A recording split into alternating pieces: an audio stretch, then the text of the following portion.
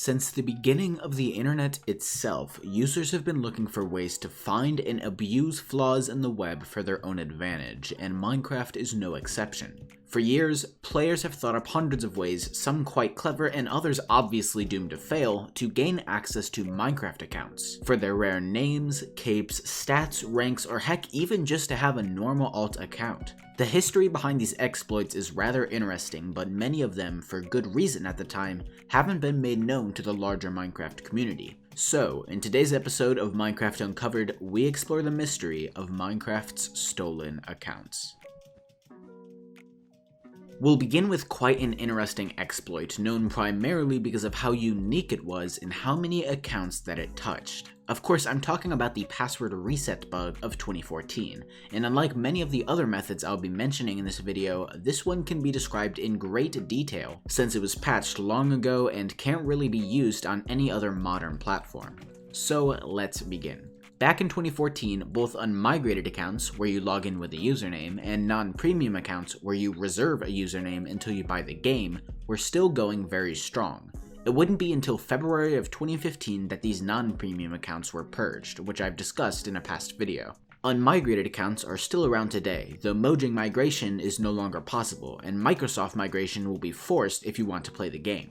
But unlike Mojang accounts, which were authenticated using email and password, these accounts would need you to log in with your username and password.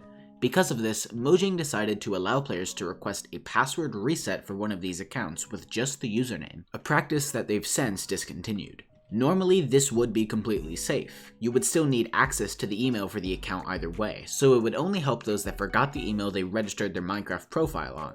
Now, normally it would simply say that it sent a password reset email. It wouldn't say the address of the account, of course, because that wouldn't be very secure.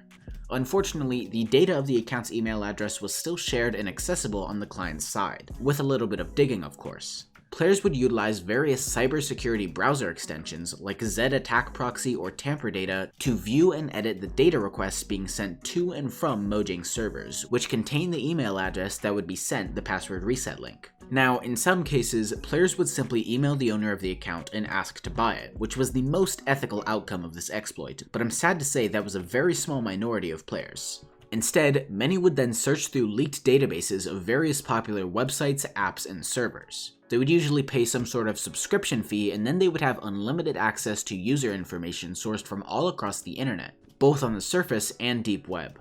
Often these would include personal information, IP addresses, and even passwords. For a few, it would stop there. They would find a working password, migrate the account or make it premium, and have their very own OG account. That would technically fall under hacking, but let's be honest, this is really just a part 2 of the hacked account video with a different title anyway, but in the majority of cases, this information would be used in a much different way. This is something that I'll be glossing over for the most part because I want to make it very clear that I do not support it and I don't want to accidentally give anyone any ideas. But it is very important, and it's been a big factor in the stories of stolen accounts, not just on Minecraft, but pretty much any gaming or social media platform you can think of. The method is known as social engineering, and it's probably the most infamous form of Minecraft account theft. Essentially, it's lying to support teams so that they give you something you shouldn't have. In the context of Minecraft support, this would be providing personal information, like location, date of birth, and other info, to convince Minecraft support that you own an account so they'll give you access. The support team has gotten much smarter over the years, for the most part at least. Cat.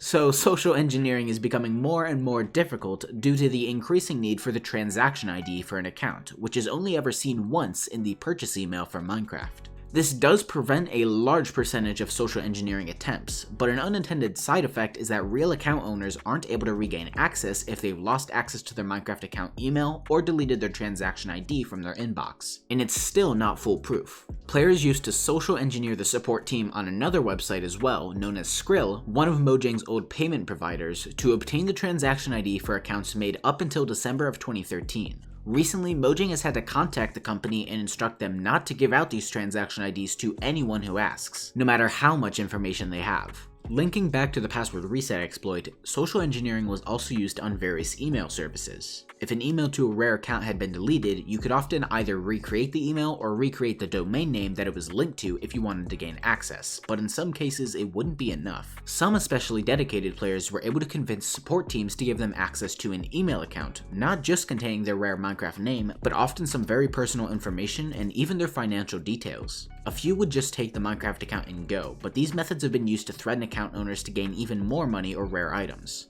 Fortunately, most mail services no longer have this as a particularly prevalent problem due to improvements in their support protocols, data tracking, and security in general, but for a period of time, nobody was safe. There's one last thing that I'd like to cover, both because it interests me and because I've received requests to talk about it specifically, so here goes. Alt generators. There's something that seems to have been around since the dawn of time.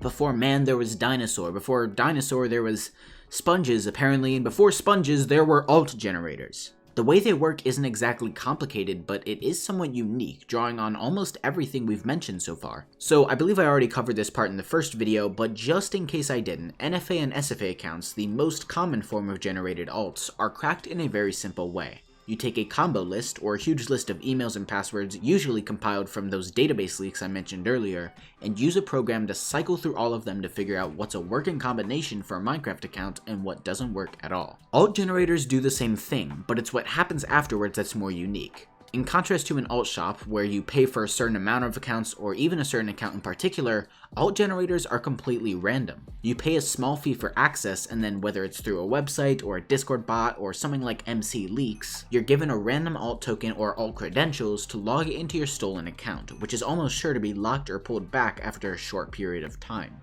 These are never secure, and they're often shared amongst tens, hundreds, even thousands of players, and on top of that, many of these services are actively trying to install malware and other malicious code on your devices, so stay far away from them. The risk of an infected computer, locked accounts, and security bans just aren't worth it. So how do you prevent all this? Well, I discussed that a bit in my last video, but I did an admittedly poor job. Fortunately, as my platform is much larger now, I'll actually be able to reach more people with these tips. So, the first way to stay safe is NordVPN. No, I'm just kidding, though it's not a bad idea. In fact, I use it myself. The first point is that once migration begins, because it is required, add two-factor authentication to your account. That means that even if you know the email and password to an account, you still need a code from the email address, code generator, or phone number. Time-based one-time authentication through something like the Google Authenticator app is the most secure because email addresses and phone numbers can both be social engineered, which I won't get into. Secondly, have a strong password. It doesn't have to be incredibly long or completely random, though if you plan on writing it down or using a secure password manager, which I would recommend for convenience, and you're confident that you won't lose it, randomized passwords are always a good option. Your password could be as simple as your favorite character with some numbers and symbols added after it, like Karama-53, and nobody would ever be able to guess it. Try to avoid anything that can be easily identified though. For example, using your age or date of birth as the number, or using the name of you or a family member for the word. And the third most important of these is to keep unique passwords. Huge websites are hacked every single day, and you don't want that old Neopets password from 2014 to come back and screw over your entire security. So if you use Karama53 on Minecraft, you would use Hiei+743 on Fortnite, and Keiko #9290 on Roblox, and so on and so forth. This is just the very basics of account security, but it should be more than enough to protect the average Minecraft player.